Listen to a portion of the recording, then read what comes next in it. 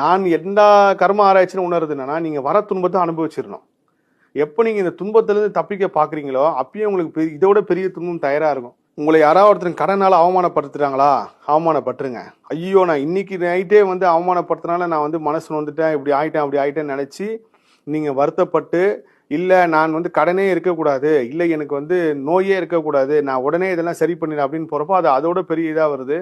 அந்த துன்பத்தை நீங்க அனுபவிக்கிறதுக்காக இந்த துன்பமே வருது. நீங்க எப்போ அதை அனுபவிச்சுறீங்களோ, எப்போ உங்க ஆன்மா நடுங்குதோ, எப்போ உங்க ஆன்மா வந்து ஒரு வேதனையில நின்று தலை குனியுதோ, அப்பயும் உங்களுக்கு அந்த கர்மா தீந்துச்சுன்னு அர்த்தம். அதெல்லாம் தப்பிக்க முயற்சி பண்ணாதீங்க. எதுவா இருந்தாலும் நேருக்கு நேரா ஃபேஸ் பண்ணிடுங்க.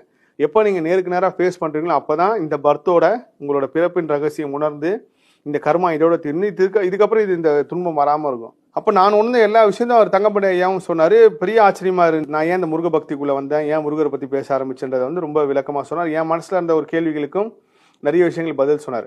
அவர் அப்பயும் அதான் சொன்னார், நீங்க எவ்வளவுக்கு வறுமையில வாடுறீங்களோ அப்போ கூட சரி இறைவனை திட்டக்கூடாது.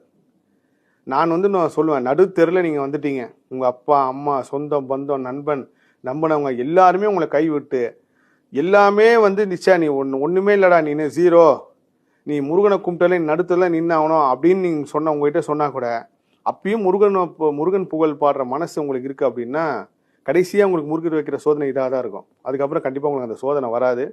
ஏன்னா